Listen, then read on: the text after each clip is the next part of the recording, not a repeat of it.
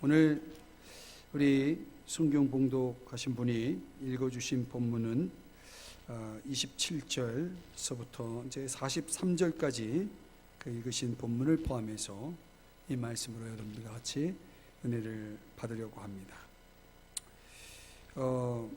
아스피린 시대다라는 말이 있습니다. 아스피린 시대. 여러분이 아시는지 모르겠지만 병원에 가면은 사람들이 참 많이 있습니다. 얼마나 많은지 병원 가서 시간을 많이 허비해야 진료를 끝내고 집으로 돌아올 수 있는 것을 볼 수가 있습니다.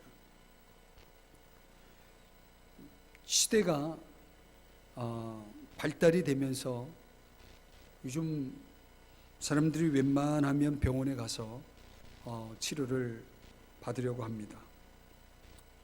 입원 환자는 더욱이 또 많고요. 그런데 이 아스피린 시대의 특징이 뭐냐면 입원 환자의 절반 이상은 신체적인 문제가 아니라 정신적인 문제에 의해서 입원했다는 것입니다. 범죄가 증가하고 여러 가지 부정이나 강간이나 외설이나 또 미성년들을 착취하는 문제, 의약품 남용, 정치적인 혼돈, 에너지 환경 문제, 정말 이 현대에는 문제가 얼마나 많은지 모릅니다. 이런 것들 때문에 사람들이 정신적인 피폐가 나타나는 것이 아닌가 생각이 됩니다. 경제 상황도 어렵고 청년 문제도 심각하고 우리나라가 OECD 국가에서 자살률이 1위라고 그러죠. 우리 사회가 건강하지 않습니다, 결코. 이런 사회적 증상을 가지고 있는 것을 가리켜서 아스피린 시대다 이렇게 말을 붙였습니다. 희망이 없는 시대를 살아가는 사람들. 그래서 뭔가 당장이라도 어떤 위기가 나에게 찾아올 거라고 하는 그런 불안감 속에서 현대인들은 살아간다는 거죠. 여러분들은 어떤지 모르겠습니다. 오늘 이 본문을 보면은 느헤미야 시대의 이야기인데 바로 당시에 하나님의 백성들에게 이런 절망적인 상황들이 있었다는 것입니다. 가장 어려운 시대를 살았던 그런 사람들이라고 볼 수 있습니다. 그러니 그 어려운 때에 그들에게 전혀 기뻐할 이유가 없었다는 거죠. 그럼에도 불구하고 오늘 성경을 들여다보면 놀라운 장면이 연출이 됩니다. 그들이 너무 기뻐하고 있는 거예요. 전혀 기뻐할 이유가 없는 그런 시대에 그들은 기쁨으로 웃음으로 가득해 있는 것을 볼 수가 있습니다. 오늘 저는 여러분들에게 이 말씀을 함께 나누는 여러분들과 같이 우리 그리스도인들이 웃음을 잃지 말자는 것입니다. 한번 따라 하십시다. 웃음을 잃지 말자. 여러분들이 전철을 타고 가면서 정말 놀라운 것을 발견할 수 있는데요. 그것은 전철 안에 있는 사람들의 표정들입니다. 여러분들이 전철 안에 있는 사람들의 표정을 한번 본 적 있습니까? 여러분이 타고 있는 그 한 칸에 그 앉아있는 사람들의 표정 속에 웃음을 짓는 사람이 몇 명이나 있을까요? 한 사람도 없는 칸이 많습니다. 사람들이 웃을 일이 별로 없는 거죠. 그리스도인들은 행복한 사람이어야 합니다. 여러분 행복하십니까? 우리 청년들 행복합니까? 죽을 맛입니까? 여러분들이 이제 자주 웃고 자꾸 즐겁게 살려고 하면 여러분 주변의 사람들이 영향을 받습니다. 그러니까 우리가 그리스도인들이 왜 행복해야 되느냐? 이 세상이 행복하지 않기 때문에 그렇습니다. 그런데 이 세상은 그 행복한 그리스도인들로부터 용기를 얻고 싶어하고 희망을 찾고 싶어합니다. 그래서 우리 그리스도인들이 가지고 있는 그 영향력을 통해서 이 세상이 달라지기를 원하는 것입니다. 오늘 저와 여러분은 하나님이 택하신 백성들이죠. 그래서 여러분들을 통해서 하나님 세상을 바꾸기를 원하시는 겁니다. 자, 오늘 여러분들과 같이 살펴볼 본문의 주제는 성벽 봉헌식입니다. 한번 따라 하십시다. 성벽 봉헌식. 오늘 이 성벽 봉헌식이 주는 교훈을 이 시간 함께 묵상하면서 크게 세 가지의 교훈을 생각해 보려고 합니다. 이 성벽 봉헌식이 주는 교훈, 첫 번째는 기쁨을 전염시키라는 것입니다. 한번 따라 하십시다. 기쁨을 전염시키자. 오늘 27절 말씀 한번 가보시겠습니다. 느헤미야 12장 27절입니다. 우리 한번 같이 읽어볼까요? 시작. 예루살렘 성벽을 봉헌하게 되니 각처에서 레위 사람들을 찾아 예루살렘으로 데려다가 감사하며 노래하며 재금을 치며 비파와 수금을 타며 즐거이 뭐해요? 봉헌식을 행하려 하며, 이 성벽 봉헌식을 위해서 많은 사람들이 이제 모이는 겁니다. 이 성벽 봉헌을 통해서 그 도시 전체가 새로워지기 시작합니다. 어려운 시기를 지나고 있었지만 그 어려움 속에서도 사람들이 그 성벽 봉헌을 보면서 뭘 생각하냐면 열정을 생각하고 희망을 생각했다는 거죠. 이 성벽이 완성이 되었습니다. 이제 이스라엘 백성들은, 유대인들은 성벽을 중심으로 하고 있는 것입니다. 그들의 삶의 중심에는 뭐가 있냐면 성벽이 있는 것입니다. 그리고 사람들이 그 하나님 앞에 그 성벽을 이제 봉헌하기로 결정을 합니다. 근데 그 성벽을 봉헌할 때 그들이 제일 먼저 한 일이 뭔지를 한번 보십시오. 12장 27절에서 제일 먼저 한 일. 맞습니다. 각처에서 레위 사람들을 찾아 데려왔다. 예루살렘으로 데려온 겁니다.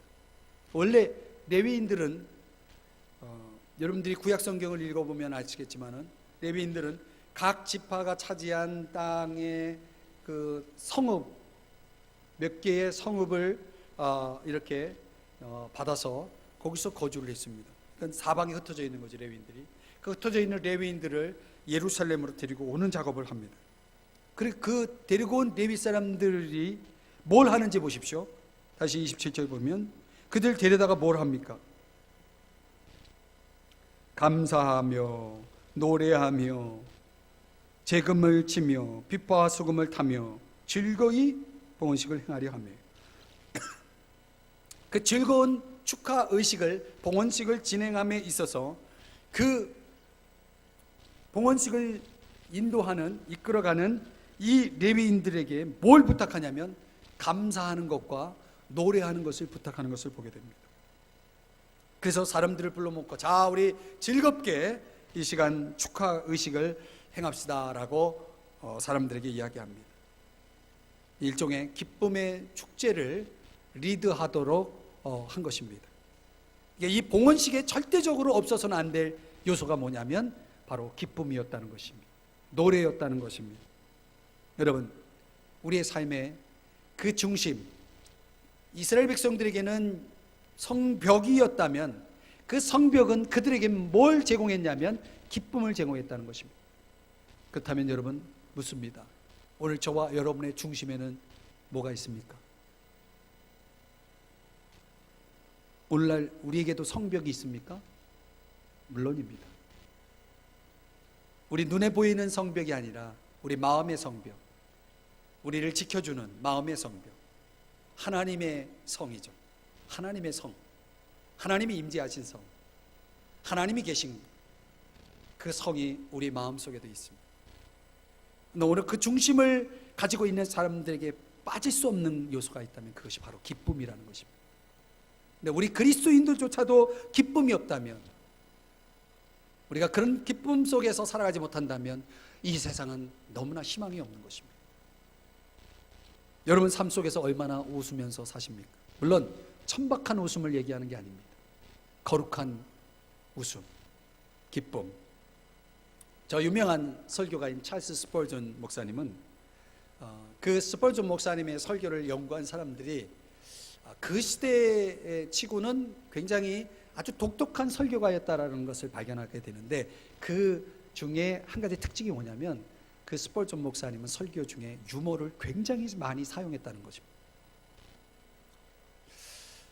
그래서 저도 스펄전 목사님을 좀 본받아서 유머를 많이 써보려고 하는데, 제가 아무리 유머를 해도 여러분이 안 웃는 거예요.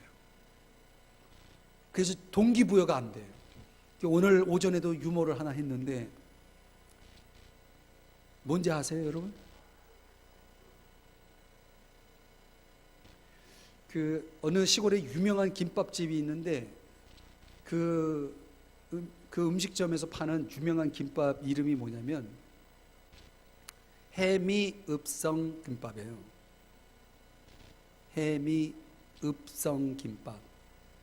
이제 도대체 그 김밥을 어떻게 만들었길래 그게 유명해졌느냐 그랬더니 그 김밥 안에 햄이 없어요. 네. 여러분과 똑같은 반응을 보이더라고요. 그래가지고 근데 뭐 별로. 근데 이 스펄전 목사님은 달변가였나 봐요. 그 유머를 많이 썼습니다. 너무 유머를 많이 사용하니까 오늘날에도 그런 비판적인 시각을 가지고 있는 분들이 있어요. 설교에 너무 세상 얘기가 많다 이런 식으로 곡해하는 분들이 많죠. 스펄전 목사님의 설교를 들은 어느 회중 중에 한 분이 목사님 너무 유머가 많아요. 설교가 너무 가벼워요 하면서 이제 비판을 했습니다. 그랬더니 눈을 한번 깜빡거린 다음에 그 스펄전 목사님이 이런 말을 했대요. 아주 유명한 말이죠. 내가 얼마나 절제했는지를 안다면 당신은 오히려 나를 칭찬할 것이요. 그러니까 스펄전 목사님의 이 말 속에는 내가 더 많은 유머를 사용할 수 있었지만 설교를 위해서 자신은 절제를 했다는 얘기죠. 그래서 그만큼 절제한 만큼 너는 나를 칭찬해야 된다는 이야기였다는 거죠. 사랑하는 여러분, 여러분의 삶에 기쁨이 있습니까? 그런데 오늘 느헤미야가 아주 주도적으로 진행하고 있는 이 축하 의식의 이 방법들을 보면은 그 기쁨을 주도하는, 노래를 주도하는 레위 사람들을 전국에서 찾아서 데려와서 그들에게 그 축하 의식을 의뢰하고 있는 것을 보게 됩니다. 말하자면은 기쁨을 이끄는 사람들을 세웠다는 것입니다. 바로 저와 여러분에게도 이런 사람들이 필요하죠. 어쩌면 그 누구가 아니라 바로 여러분이 바로 그 주인공이 되어야 될 줄 믿습니다. 우리들에게도 레위인처럼 많은 백성들에게 기쁨을 리드할 수 있는, 노래를 리드할 수 있는 역할이 필요하다는 것이죠. 여러분이 가는 곳마다 하나님이 주시는 이 기쁨, 거룩한 기쁨을, 그리고 신령한 노래를 나눌 수 있는 역할을 오늘 우리들에게 세상 속에서 살아가는 우리들에게 부탁하신 것이 아니겠는가. 오늘 본문을 보면서 과연 우리의 공동체 속에는, 여러분의 가정에는, 여러분이 또 다니는 학교나 직장에 과연 누가 이 고상한 기쁨, 거룩한 기쁨을 리드하고 있는가? 저는 바로 여러분이 그 주인공이 되기를 축복합니다. 기쁨을 전염시키는 사람, 멋있죠? 우리가 좋은 것도 나쁜 것도 다 전염됩니다. 좋은 것을 전염시키는 사람, 우리 그리스도인을 일명 기쁨을 전염시키는 사람이다, 이렇게 붙이고 싶습니다. 여러분이 그 기쁨의 전염자가 되시기를, 그런 바이러스가 되시기를 주님의 이름으로 축복합니다. 두 번째는요, 오늘 이 성벽 봉헌식을 통해서 배우는 교훈이 뭐냐면 행실을 정결하게 하라는 것입니다. 참 중요한 부분입니다. 자, 앞서 기쁨을 전염시키는 것 못지않게, 아니 그것보다 더 중요한 요소입니다. 기쁨 속에서는 항상 정결함을 포함하고 있어야 된다. 자, 30절을 보시겠습니다. 죄송합니다. 30절.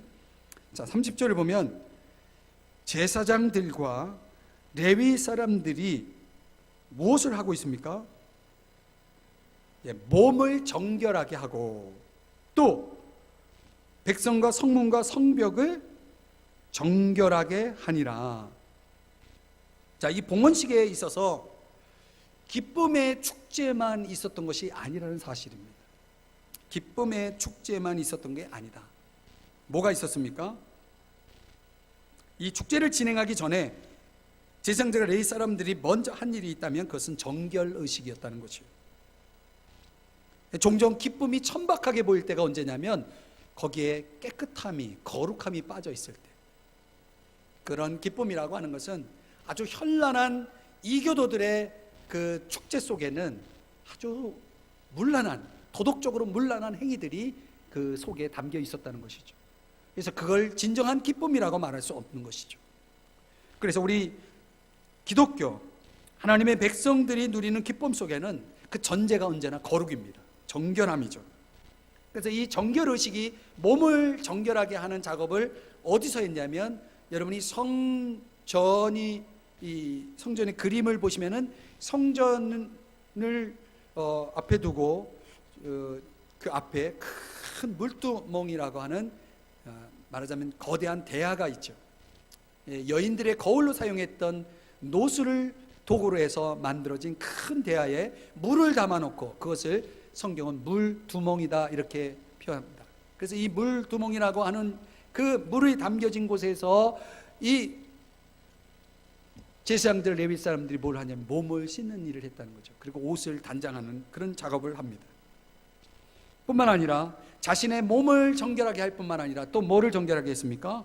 백성들 전체를, 그리고 떠나가서 성문과 성벽, 이 모든 것들은 말하자면 몸을 정결하게 했다는 것은 죄로부터 우리를 깨끗하게 했다는 것이고, 성문이나 성벽을 정결하게 했다는 것은 물을 뿌리는 의식이겠죠. 물을 뿌리는 의식을 통해서 뭘 했냐면 바로 그 성문이나 성벽이 거룩한 용도로 하나님을 위해 드려졌다라고 하는 그런 상징적인 행위였죠.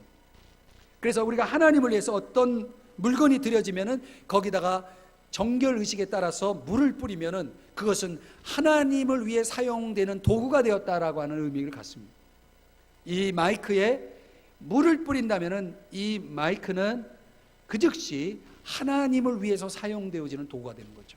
그런 도구를 거룩한, 그런 정결한 도구라고 말하는 것이죠. 그래서 오늘 이 의식 속에서 뭘 강조하냐면, 적어도 하나님 앞에 우리가 드려지기 전에 필요한 것은 먼저 정결해져야 된다는 것이죠.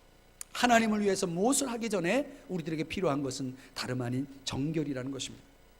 오늘 우리 청년들이 이 앞에서 하나님을 위해서 찬양의 도구가 되어서 하나님을 찬양할 때 먼저 우리들이 이런 사역들 속에 들어가기 전에 해야 할 일이 있다면 우리 자신을 정결하게 하는 일들이 필요하다는 것입니다. 오늘 하나님을 예배하는 여러분들이 하나님을 예배하기 위해 여러분 자신을 드리기 전에 우리가 꼭 있어야 할 것이 있다면 바로 우리를 정결하게 하는 것이 있어야 된다는 것이에요. 사랑하는 여러분, 우리 그리스도인들이 다른 사람들에게 행복한 모습을 보이기 위해서 있어야 할 첫 단계는 다름 아닌 우리의 마음을 정결하게 하는, 깨끗하게 하는 일이 있어야 한다는 것입니다. 그렇지 않아요? 도덕적으로 우리가 깨끗하지 못하고 죄를 가지고 있는 한 우린 진정한 기쁨을 누릴 수가 없습니다. 그래서 로마서 5장에 보면 적어도 우리가 우리의 죄를 씻음을 받은 이후에 우리 안에 그 즐거움이 주어질 것을, 기쁨이 주어질 것을 말씀하고 있습니다. 참된 영향력이라고 하는 것은 기쁨 이전에 정결입니다. 그래서 하나님은 저와 여러분의 정결을 위해서 은총의 수단을, 도구를 세 가지를 주셨습니다. 첫째는 말씀이고, 두 번째는 성령이고, 세 번째는 바로 저와 여러분이 특별히 사용해야 돼요. 하나님의 음성입니다. 하나님의 음성. 하나님의 음성을 무엇을 통해서 우리가 분별하고 또 그런 음성을 파악할 것이냐라고 하는 문제는 오늘날 이 현대에 와서 학자들이 다양한 해석들을 내놓고 있지만, 저는 성령을 받은 사람들은 적어도 하나님의 말씀을 읽고 묵상할 때에, 또 기도할 때에 하나님이 들려주시는 그런 우리 마음속에 깨닫게 해주시는 마음의 소리, 우리의 마음을 향해서, 우리의 양심을 향해서 하나님 들려주시는 음성이 분명히 있다고 믿습니다. 그래서 계속해서 우리 자신을 보게 하는 거죠. 말씀을 통해서, 그분의 음성을 통해서, 또 우리 개인적으로 가지고 있는 우리의 양심을 통해서 하나님은 끊임없이 우리에게 우리 자신을 보여주시고, 그래서 우리를 깨끗하게 하도록 그런 아주 중요한 거룩한 장치들을 우리에게 허락하셨다는 것입니다. 그래서 오늘 이 성벽 봉헌식 속에서 저와 여러분이 배울 수 있는 중요한 요소는 뭐냐면 바로 우리의 행위를 정결하게 해야 한다는 것입니다. 사랑하는 여러분, 여러분은 얼마나 여러분 자신을 정결하게 하고 있습니까? 늘 여러분 자신을 살피고 계시나요? 오늘 성벽 봉헌식 속에 우리는 기쁨이라는 요소를 발견했습니다. 이제 두 번째는 정결입니다. 우리에게 정결이 있어야 함을 보여줍니다. 자, 마지막 세 번째로 갑니다. 이 세 번째는 감사의 행렬에 항상 끼어 있으라는 것입니다. 자, 감사의 행렬 어떤 내용인가 한번 31절을 가보십니다. 이 성벽 봉헌식의 그림이 어떻게 진행되는지 한번 보십시오. 31절, 이에 내가 유다의 방백들을 성벽 위에 오르게 하고, 여기서 내가는 느헤미야를 얘기합니다. 그리고 또 감사 찬송하는 자의 큰 무리를 둘로 나누어 성벽 위로 대오를 지어 가게 하였는데, 아주 굉장히 그 화려한 그런 의식이죠. 그 성벽 주변에 모인 사람들, 백성들 안에서 이제 두 그룹으로, 큰 두 무리로 나누는데, 그 가운데 유다의 방백들을 앞장 세워서 큰 무리를 둘로 나누어서 감사 찬송하는 행렬을 이루게 합니다. 그래서 한쪽은 오른쪽으로 올라가고, 성벽 그 위로요. 한쪽은 오른쪽으로 올라가고 한쪽은 왼쪽으로 올라갑니다. 오른쪽으로 올라가는 사람들의 그 지휘를 맡은 사람은 에스라고, 오른쪽으로 올라가는 대열의 이 지휘를 맡은 사람은 느헤미야입니다. 그들이 그 대열 속에 들어가서, 그래서 38절에 가보시면은 감사 찬송하는 다른 무리는 왼쪽으로 행진하는데, 내가는 느헤미야입니다. 느헤미야가 백성의 절반과 더불어 그 뒤를 따라 성벽 위로 가서, 그러니까 지금 그 엄청난 큰 무리가 한쪽은 오른쪽으로 한쪽은 왼쪽으로 올라가서 위에서 만나는 겁니다. 그리고 그 성벽 위에 섰을 때 그들이 바라보는, 예루살렘 성벽 위에서 바라보는 그 장관이 얼마나 대단했겠습니까? 그 한 큰 행렬이 성벽 위로 올라갈 때에 그들은 그냥 올라가지 않고 어떻게 올라갔다고요? 감사하면서, 찬송하면서. 사랑하는 여러분, 중요한 것은 이 감사하는 행렬에, 이 찬양하는 행렬에 누가 들어가 있습니까? 바로 이 느헤미야를 이끌고 있는, 주제를 이끌고 있는 바로 주인공 느헤미야가 그 그룹 속에 들어가 있었다는 것이죠. 자, 여러분 43절을 볼까요? 이날에 이 성벽 봉헌이 이루어지는 이날에 무리가 큰 제사를 드리고 심히 즐거워하였으니 이는 하나님이 크게 즐거워하게 하셨습니다. 부녀와 어린아이들도 즐거워하였으므로 예루살렘이 즐거워하는 소리가 멀리 들렸느니라. 자, 성경은 의미 없이 기록된 내용이 없습니다. 여기서 저는 그것을 주목해 봤습니다. 즐거워하는 소리가 어떻다고요? 멀리 들렸다. 그들이 감사하고 그들이 찬양하는 그 소리가 소곤대는 소리가 아니었다는 거죠. 많은 사람들이 들었다는 거죠. 어디까지? 멀리까지. 어느 정도의 거리를 두고 이야기한 건지는 모르겠지만 중요한 것은 멀리 있는 사람들조차도 이들의 이 행렬 속에 있는 사람들이 외치는 감사의 소리를, 찬양의 소리를 들을 수가 있었다는 것입니다.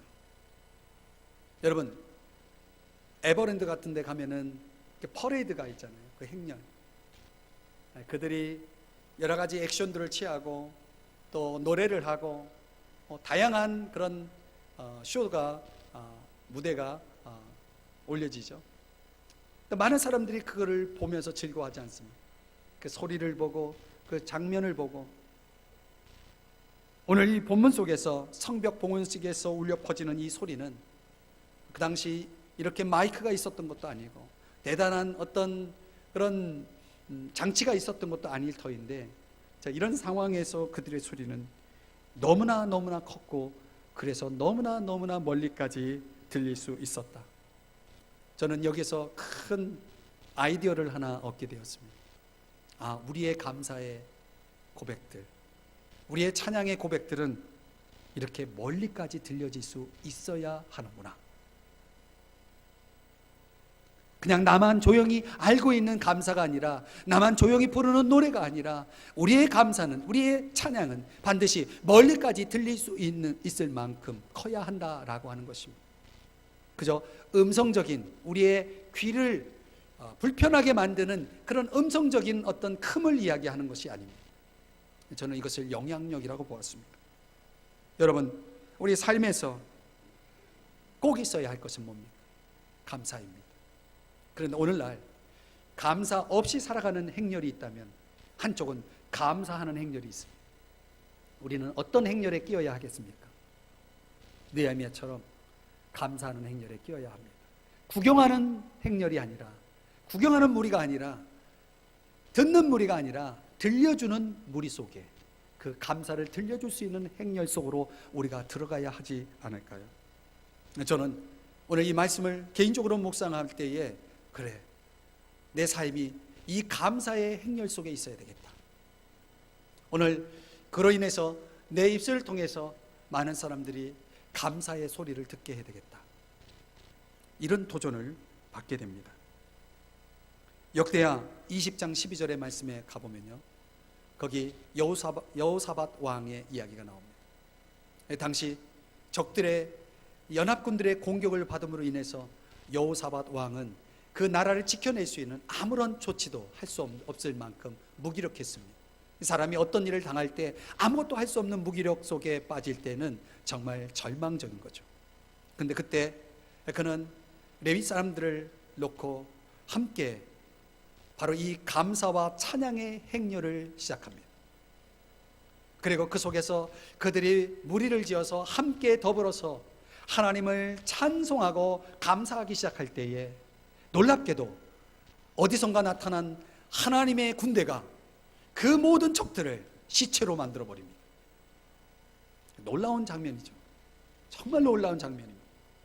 찬양이 시작될 때에 그 여호사밧 왕과 이스라엘 백성들을 둘러싸고 있었던 모든 적들이 쓰러져 나가는 것을 보는 겁니다. 여러분, 이것은 실제입니다. 실화입니다. 사랑하는 여러분, 우리들이 감사할 때, 저와 여러분이 찬양하며 살아갈 때에 우리 속에는 이런 기적들이 일어난다는 사실을 믿으시기를 바랍니다. 우리가 기도하고 찬양할 때에 하나님께서 이런 하나님의 기적적인 역사를 이루어 주신다는 사실을 믿으시기를 바랍니다. 잠언 17장 22절에 현대인의 성경으로 읽어드리면 마음의 즐거움은 좋은 약이 된다라고 말하고 있습니다.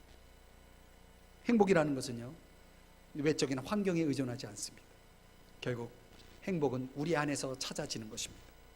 그래서 성경은 어떤 상황 속에서도 우리가 기뻐할 수 있음을 말씀하고 있죠. 빌립보서 말씀해 보면 신약 성경이죠.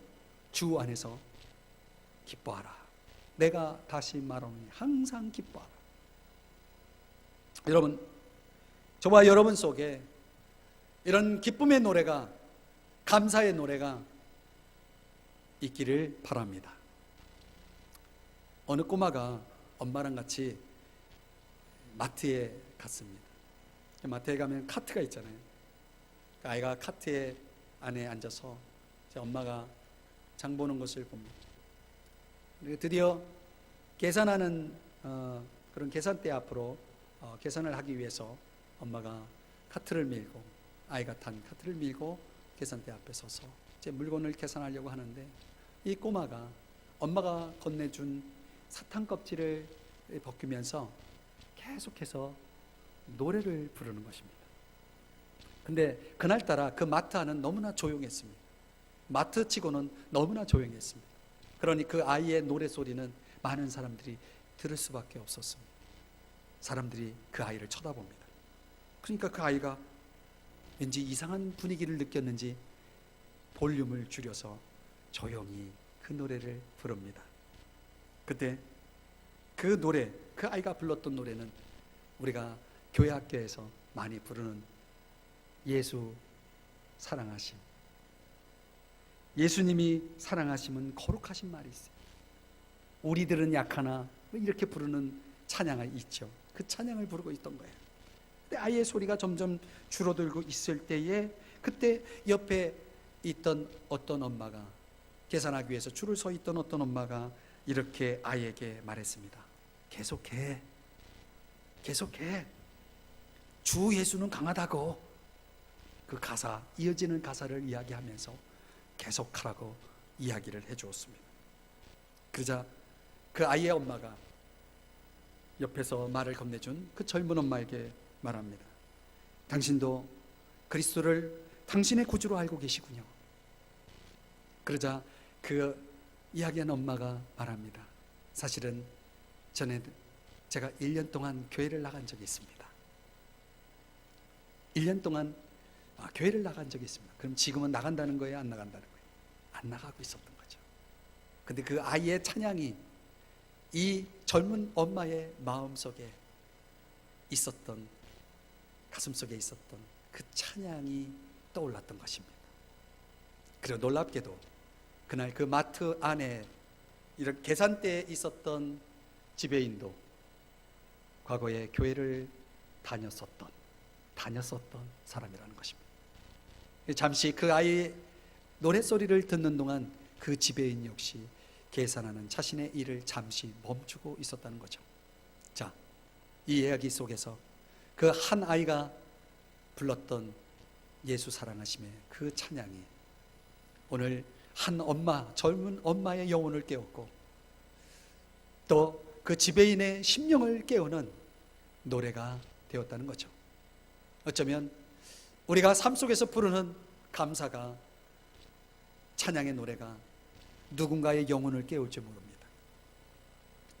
오늘 우리들에게 있어서 이런 노래가 멈추지 않는다면, 그래서 그 노래소리가 멀리 들려질 수만 있다면 얼마나 많은 사람들이 그 노래로 인해서 위로를 얻고 그 노래로 인해서 다시금 회복될지 우리는 상상할 수 없을 것입니다. 진정 어떤 사람들은 저와 여러분의 노래소리를 듣고 싶어 하고 있을 것입니다. 에베소 5장 보면은 시와 찬송과 신령한 노래들로 서로 화답하며 너희의 마음으로 주께 노래하며 찬송하며 범사에 우리 주 예수 그리스도의 이름으로 항상 아버지께 감사하라라고 말하고 있습니다. 사랑하는 여러분, 오늘 느헤미야 말씀을 정리해 보겠습니다. 이 성벽 봉헌식을 통해서 배우는 교훈이 뭡니까? 기쁨을 전염시키자는 거죠. 행실을 깨끗하게 하자는 것입니다. 감사의 무리 속에, 그 감사의 무리의 행위 속에 동참하며 살자는 것입니다. 여러분은 행복하신가요? 여러분의 영향력은 어떻습니까? 저는 오늘 이 사부 예배에 나오신 여러분들 속에 잃어버린 기쁨이 회복되기를 원하고요. 여러분 삶 속에 놓치고 있었던 정결함이 회복되기를 원하고, 다시금 우리의 삶을 감사의 행렬 속에 끼워 넣는, 동참하는 그런 결단과 순종이 있기를 주의 이름으로 축복합니다. 아마도 여러분의 기쁨 때문에, 여러분의 정결함과 여러분의 감사 때문에 누군가는 그 모습 속에서 그 노래 속에서 하나님을 향한 마음이 깨어나는 그런 일들이 일어나리라고 믿습니다. 기도하시겠습니다.